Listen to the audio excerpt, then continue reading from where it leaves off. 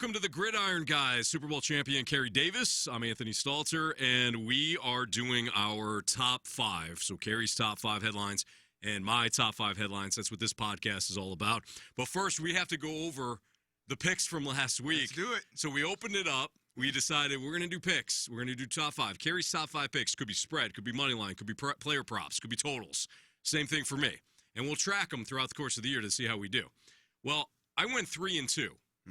And it felt like a loss. It felt like a loss because Carey Davis went 5-0. Hey! So if you had Carey Davis's 5 teams, I hope you parlayed them together. This is what Carey did. He took the Lions -3. They absolutely took the like Cowboys. 500. Yeah, the Cowboys behind the woodshed. He had the over in the Commanders-Ravens game, something that you and I both liked. Yep. And that one also cleared. The Steelers, as Carey's wearing his Steelers sweatshirt right now, the Steelers won easily over the Raiders, who we'll get to. The Bengals, this was your close one. It was. Thankfully, Chase Brown went in. That's called a front door cover. That's an ILL. He knew what I needed. My Illini brethren understood what I needed to make sure that this parlay went off on the right tracks. And it did. So the Bengals covered the 3.5. And then I think your play of the day, the one I gave you crap on, was the Browns plus 9.5. Yeah. They covered easily against the Eagles, who do not look great right now. Sirianni's going off on his fans. Yeah, they got some things going on, man. Yeah, not great. My 5 picks, I had the Ravens -6.5. Okay. So they covered. They won by 7. I had Jaden Daniels going over 30.5 passing attempts. He finished with 35, so I won that.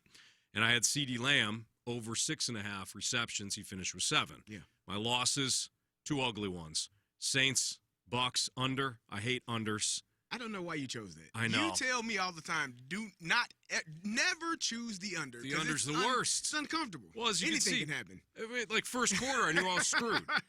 The Broncos +3. I didn't think Denver played well. They started to play a little bit better in the second half, but the Chargers were in complete control. You know what looked good in that one? Justin Herbert. Yeah, really? Justin Herbert was all. That's my guy. That's your guy. And Justin Herbert played very well. You got a couple of guys. I do. Yeah. A couple guys I hate, too. So CD, 5-0 after his Week 6 picks. I'm 3-2.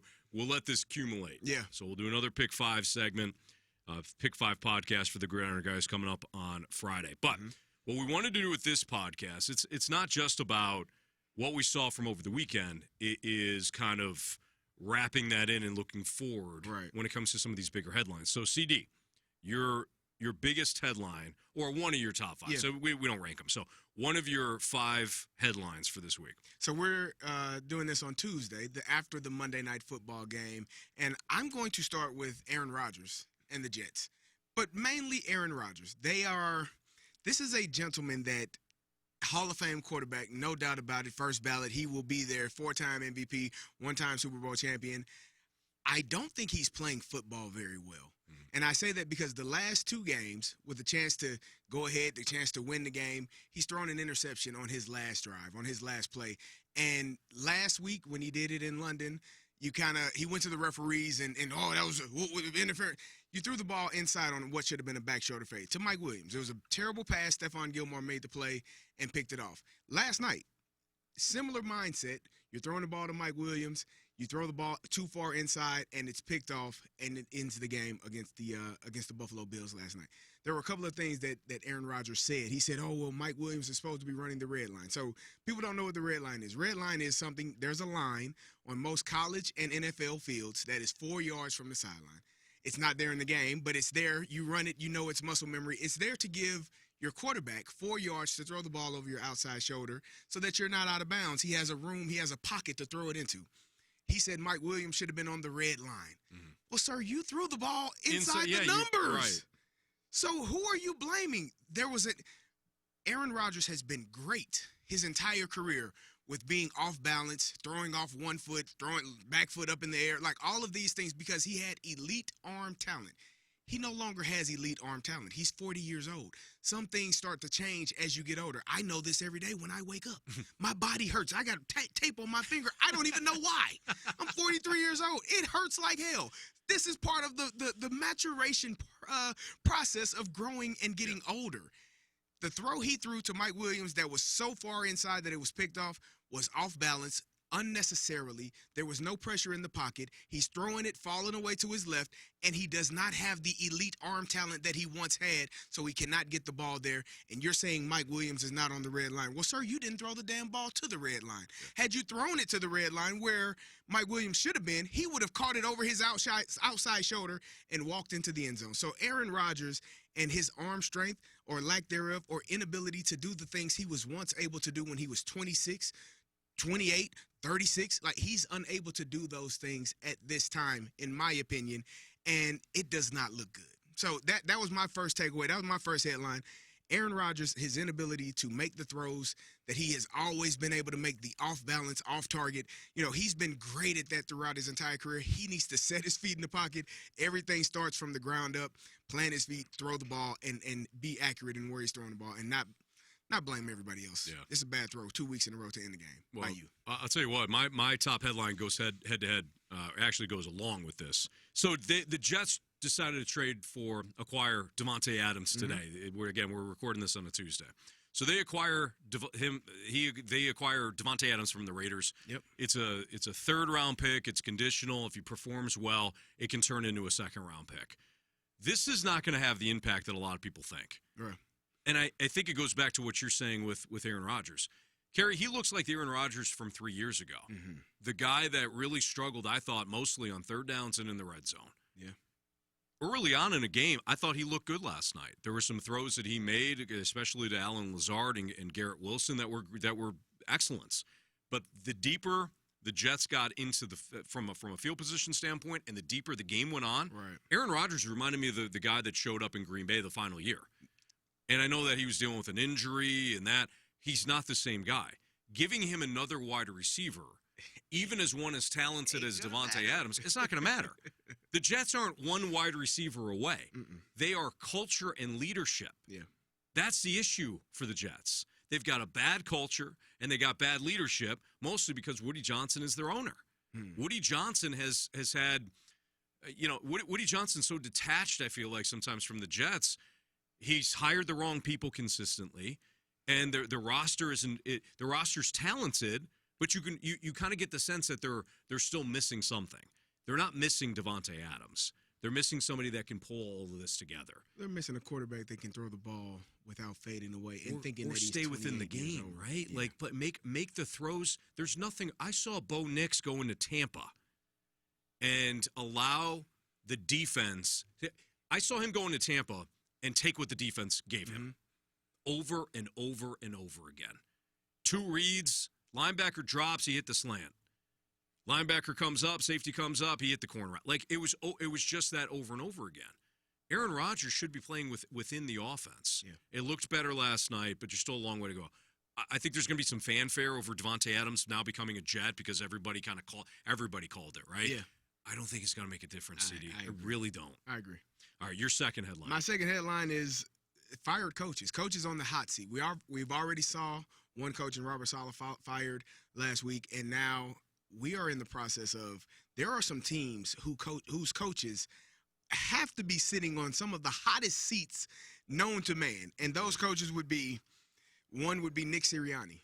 Even after a win, you beat the Cleveland Browns. You see the sideline footage of him having a shouting match, kind of pumping his chest as to look at me, look at us. Yeah, you want they're allegedly chanting fire Nick in the stands, and instead of just embracing that because your team has not been playing well, you beat a team that is 1-5 in the Cleveland Browns who do not know how to do anything offensively, and you only won 20-16.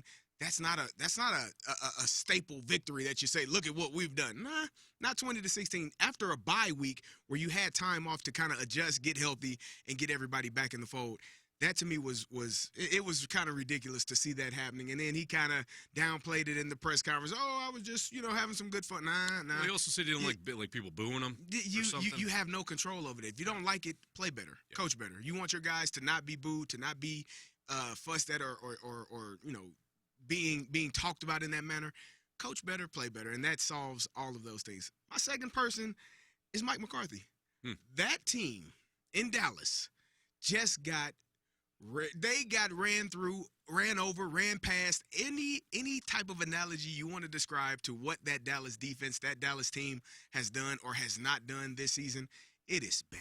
Yeah. And I don't know how, we talked about the Dallas Cowboys as a team that didn't do much in the offseason, did not make any real big additions. Derrick Henry was out there. You didn't go that route. You went and signed Zeke Elliott. Brought him back. You love Zeke. He has not been able to do what he was, when he was a league-leading rusher his rookie year or his time earlier in his career. He has not been able to do that, but it's also offensively. You can't run the ball. You can't stop the run. You got injuries all over the place, and your team is not good. You lose that game to the Detroit Lions in the fashion. We talked about it on our show, The Fast Lane, yesterday about the Detroit Lions just call every play we got, every trick play we got, let's call it. Yep. Well, let's do whatever the heck we want to do because we know we want to bury this team and we want to embarrass this team and we want their fans to know this team is not good. And Mike McCarthy has to be sitting there wondering when the ball is going to drop and they're going to call his name into the office and say, hey, you're out of a job because that team has not performed well. And I don't even blame Mike McCarthy solely for it. I don't either. Because he has not been given enough to succeed. You got Dak, you got CeeDee Lamb, you signed those guys to huge contracts, still not enough to get the job done. My third person, and I will say this team, you know who it is. Mm-hmm. This team played in London last week. Oh, you thought, well, the way you lost, you probably get fired on your way back. Oh, wait a minute. You got another game in London against the New England Patriots, the Jacksonville Jaguars. If Doug Peterson does not find a way to beat the New England Patriots this weekend, starting a rookie quarterback in his second game in Drake May, if the New England Patriots go over to London and beat the Jaguars and it's not even close, I don't even think it matters if it's close or not. Yeah, right. I think on that flight back, Doug Peterson will be without a job. And it's unfortunate. I don't know what's wrong with the Jags. I don't know why they're unable to have success. They got a franchise quarterback in Trevor Lawrence that people have told me he's supposed to be really good. They can't figure it out. Evan Ingram came back last week, 10 catches, 100-plus yards, great game. Yeah. You have to figure out how to win football games, and they have not done it at a good enough level to continue to see the head coach in that position. I don't go for it. I don't want anyone to be fired, but I'm never surprised when you see teams playing as poorly as these three teams are, that if the coach loses his job, it's not really that much of a surprise. So my second headline also has to do with the NFC East. You spent a couple of times, you spent a couple minutes there talking about the two NFC East coaches in Nick Sirianni and Mike McCarthy. When I watched Washington play in Baltimore, they more than hung. Now their defense isn't good enough. You had wide open guys all day long. You had Zay Flowers breaking loose. You had Mark Andrews breaking loose. Derrick Henry rushed all of you. Like, Washington's got a serious talent deficiency when it comes to their defense. Mm-hmm. But their offense is good enough to hang, and that's clear. Jaden Daniels, right now, he's running away with the Rookie of the Year. Terry McLaurin looks great after a slow start. They got a couple, they've got Brian Robinson who got shut down against Baltimore, but they shut down everybody. But that offense looks great. When it comes to the Cowboys, when it comes to the Eagles, I don't think the Eagles are well coached. And I don't think the Cowboys have a good roster. Mm-hmm. I think they've got a bunch of guys. They paid Dak, they paid CeeDee Lamb. At some point, you got to pay Micah Parsons. Right. But you're paying how much you paying to Brandon Cooks? Would you rather have Brandon Cooks or Derrick Henry? Right. They screwed up the cap situation with the choices they made. And then you look and you're like, they don't have any cap space and they're not any good. Yep. That's a roster construction problem. Yep. I don't blame McCarthy. Yeah. I don't blame Mike Zimmer, the defensive coordinator. There's only so much you could do, especially if half your pass rush is out. But when it comes to that NFC East overall, Washington's going to hang. They are. Philly's not a good, well-coached team. Yeah. That looked way too difficult against Cleveland. Like, Cleveland stinks. They do. Deshaun Watson is the worst quarterback right now in the NFL.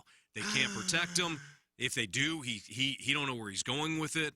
They're not good, period. They aren't good. And you struggled to beat that team. And it looked hard. Yeah. Like, it looked difficult. And you can't blame it on A.J. Brown and Devontae Smith being out because both guys were there and both guys caught touchdowns. Yep. But Barkley got shut down. I mean, it's rough. It's hard to get their offense going for whatever reason in comparison to what it was a couple of years ago. They got too much talent to struggle. It's way too difficult, Carey. All right, your third headline. My third headline, now this one pains me because as you can see, the shirt that I'm wearing. By the way, breaking news, Bills acquired Amari Cooper from the Browns. That was going to be, I just saw that. The shirt that I'm wearing, the Baltimore Ravens are the best team in the National Football League. And I know they are 4-2. They lost their first 2 games. A terrible loss to the Raiders. That's inexcusable. The loss you had to the Kansas City Chiefs on opening night, you lost by a toe. Isaiah Likely's foot was barely out of bounds. But they are a team. They're Derrick Henry is leading the league in rushing. I think the team is leading the league in rushing. They are a team that seems to be finding their way offensively. Mark Andrews scored a touchdown. He's starting to figure it out. You got weapons. Zay Flowers had the most receiving yards. He had his career high in the first half last week against the Washington Commanders. Yeah, that's 65 yards. First play would be good. They are a team that has found a way to utilize all their weapons to the best of their ability. And you got a quarterback who is coming off of an MVP season in Lamar Jackson that, in my opinion, is headed for a repeat in the MVP because he's playing the best out of everybody in football right now. I think that the way that they're running the ball, the way that they're passing the ball, defensively, you want a little bit more. You want better in the pass defense. Last week against Cincinnati, they got chewed up and spit out. A little bit better last week against Washington. But I think overall, this is the best team in football. And, again, that's crazy for you. Got a couple of teams that are still undefeated in Minnesota and Kansas City. But if you put those 2 teams, I know they already lost to Kansas City. If you put those teams in Baltimore playing that game or in a neutral site, I think Baltimore wins, and it's not even close. So, to me, the Baltimore Ravens are the best team in football right now. So the Ravens, they scored 30 points. My third headline is the preseason for offenses. It's over with, Gary. When you look at some of these scores over the weekends, and I realize it's just one weekend, but check this out. It started on Thursday night. 49ers scored 36. Yeah. The Bears in London scored 35. The Packers, 34. The Texans, 41. Tampa, 51 in New Orleans. Baltimore, who we mentioned, 30 points. Steelers, your Steelers, 32 points. Lions, 47. My Falcons, 38. I realize not all of these scores, like Atlanta hanging 38 on Carolina. Mm-hmm. Carolina stinks. Atlanta actually, Clark Phillips III actually slid down on a pick 6 opportunity at the end of the game, or else they would have been in the 40s. Right. But remember all that talk about how offenses were down in the first couple of weeks and people are trying to figure it out. There's no preseason. Mm-hmm. That's why. Yeah, nobody plays. Nobody plays. There's no chemistry. Yep. So we're now in week 6, Carey. Let's see. There were 4 preseason games initially. It got cut down to 3, right? So it takes about 5 weeks now for these offenses to start clicking. Yeah. This is week 6. We're right on board here. I agree. The offenses look outstanding again. Yeah. The creativity from Detroit's standpoint, even in a loss, I thought Washington was creative with it. Mm-hmm. Atlanta, I think they're maximizing that bunch formation really well to free open guys. I love the creativity right now offensively around the league. Yeah, it has been better the first couple of weeks. Again, that's just it's preseason knocking the rust off. I hate to watch it because it's not good. Fumbles, injuries, things taking place, interceptions. Yeah. You know, it's not good football. But now you're starting to see these teams really, as you said, come together and understand what they are and who they are offensively and defensively, and they're playing better ball now. Yeah.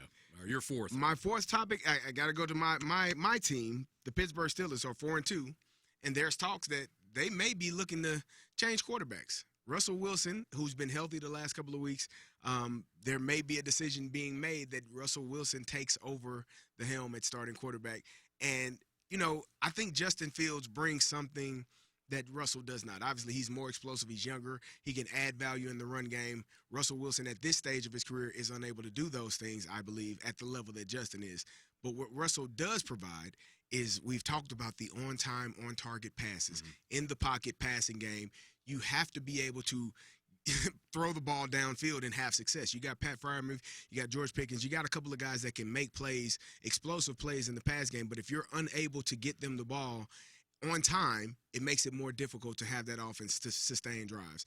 You put a lot of pressure on the running game. You put a lot of pressure on that offensive line to face 8-man boxes when you're unable to throw the ball downfield. So if they do make the decision to go with Russell, I would expect them to be more balanced offensively, bigger passing yards, further down the field, more explosive plays, which alleviates some of that pressure off of Najee Harris. And that's kind of coming off of a game where he had 100 yards, first 100-yard game of the year.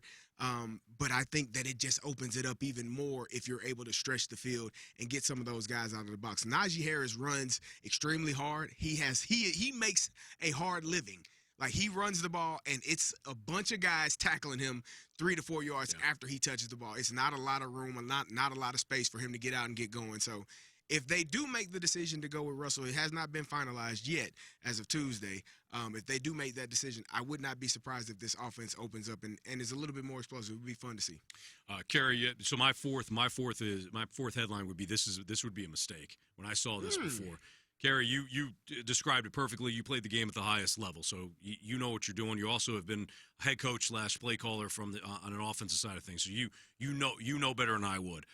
I watched Arthur Smith's offense for 3 years in Atlanta. I saw Matt Ryan struggle in it.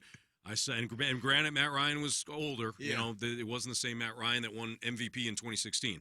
But I saw Matt Ryan struggle with it. I saw, a borderline Hall of Famer in Matt Ryan, a really bad Desmond Ridder, and an okay Taylor Heineke. Mm-hmm. They all struggled. Every single one of them struggled in that offense.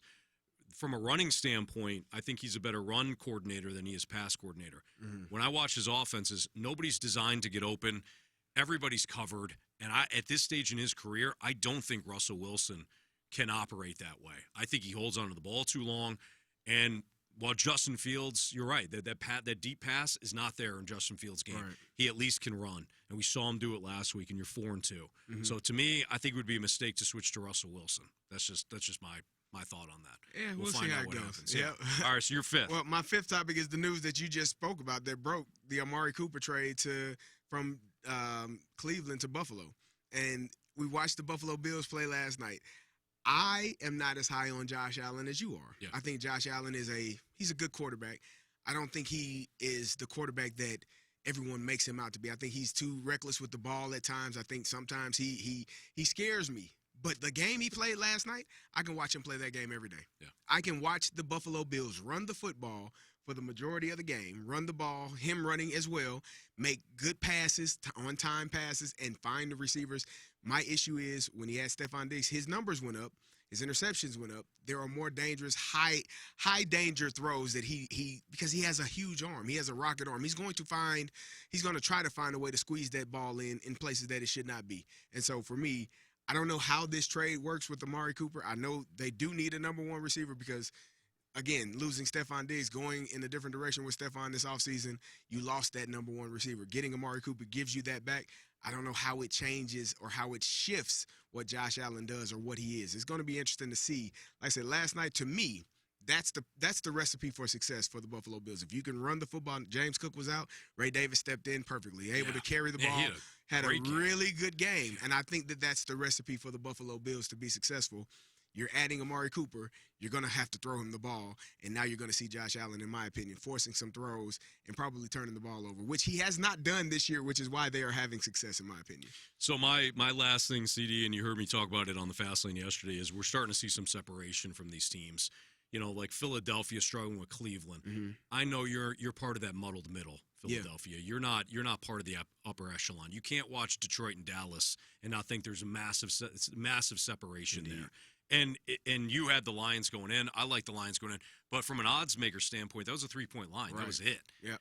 And the Lions lost down there last year. But you watch that game, and you come away thinking to yourself, okay, there is a massive separation yes, between, there's a massive gap between Detroit and Dallas. So when I watch, and I'll stick with the NFC for a second, when I watch Minnesota, Detroit, Green Bay, even Chicago of late, San Francisco when healthy, Atlanta, Tampa, those you're separating yourself now. I think the Eagles are part of the muddled middle. Yep. I think the Cowboys are part of the muddled middle.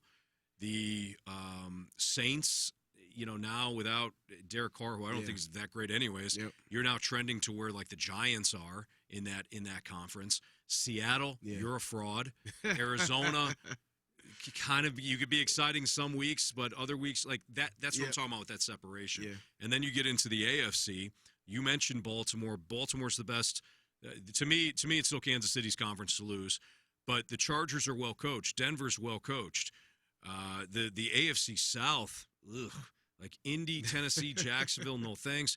Houston, I still don't think has played its best ball. Yeah. I don't know if that's a good thing or a bad thing. Yeah. You go to New England, you beat up on a Patriots team that's starting Drake May for the first. Whatever. I don't think Houston's been great this year. Pittsburgh, you lost to the Cowboys 2 weeks ago and you beat up on the Raiders. Right. So we're not showing anything there. Baltimore studs, and you just mentioned Buffalo. Yep. The rest of that AFC East isn't good. Yep. Miami without Tua. So I think the NFC is pretty stacked. But regardless, you're seeing a separation now, and I think we're going to continue to see that each and every week. Indeed, I think it's going to be fun, man. It's going to be a lot of fun to see how this all shakes out over the next couple of weeks. If y'all want to, we definitely want your opinions on how you think our lineups and our headlines stack up and our pick 'em for Friday. So reach out to us at Carey Davis 38. That's IG. That's Twitter. And Anthony, you're at Anthony Stalter. Pretty easy. Pretty easy, man. Yeah. Our names, our first and last name. There you go. Like Carey said, we want you to be a part of it. We're still kind of getting this podcast off the ground. We're trying to. We actually just figured out. Well, why don't we do picks, but not picks for every game? Why don't we do like our 5 best? And Carey came up with the headline idea, and I thought it worked out really well. So if you got ideas for the pod, we'll build it with you. Keep going. That's right. All right, we will be back on Friday. We'll do our pick 5.